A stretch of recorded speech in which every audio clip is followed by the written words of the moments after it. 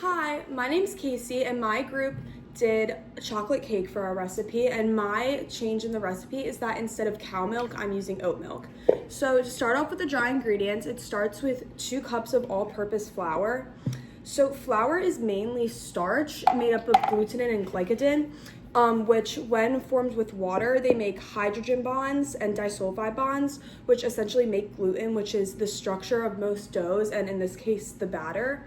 And the starch is mainly amylose and amylopectin, which are complex carbohydrates, which are formed into tiny granules. So later in the oven, these starches will swell when they absorb and bind with the water, and this helps create the cake structure.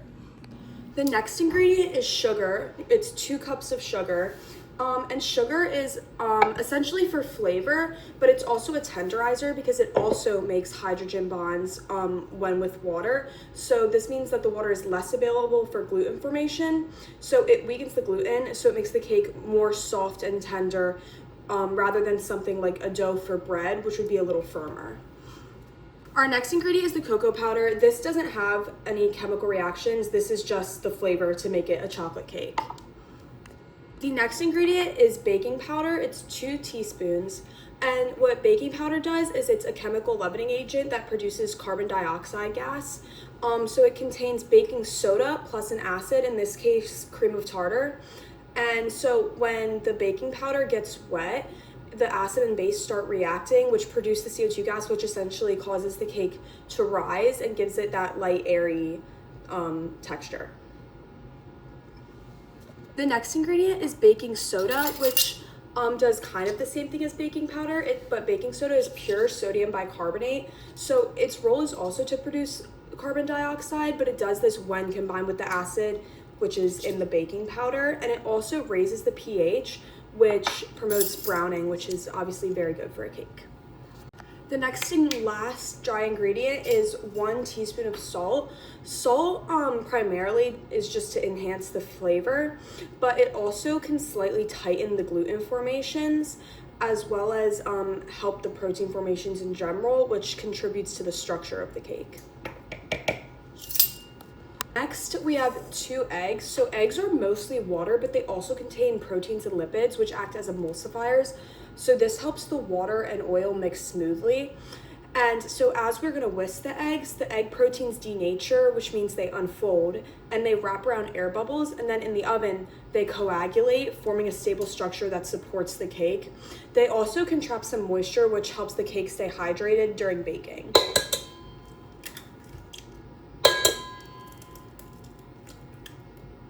Next, we have vanilla extract, 2 teaspoons. This doesn't change anything chemically. This is purely for taste.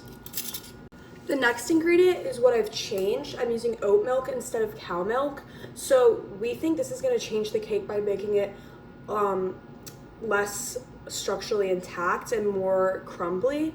And this is primarily because cow milk contains casein and whey proteins, which coagulate in the batter, which helps the cake set firmly. But oat milk has far fewer proteins, and the proteins are structured completely different than cow proteins, or the proteins in cow milk. So we would expect less protein coagulation and a weaker structural network when using oat milk. And there could also possibly be more moisture release during baking.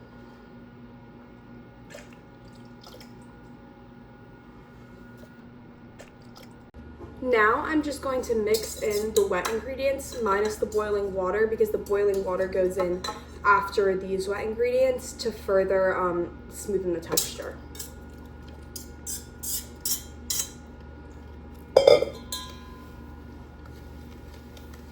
And I'm just going to continue whisking this until it's smooth.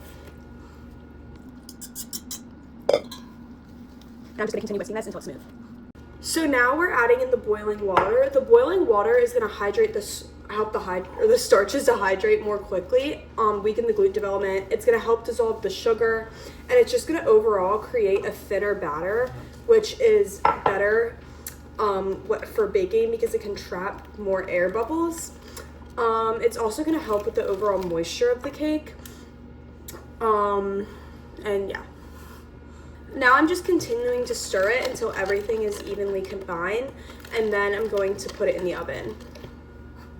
I'm now putting the batter into the pan, and then I'm gonna put it in the oven at 350. The recipe says for 30 to 35 minutes, but obviously because I changed the milk, it might take longer because there's less protein in oat milk, so it might take longer to coagulate. Okay, I'm now putting it into the oven.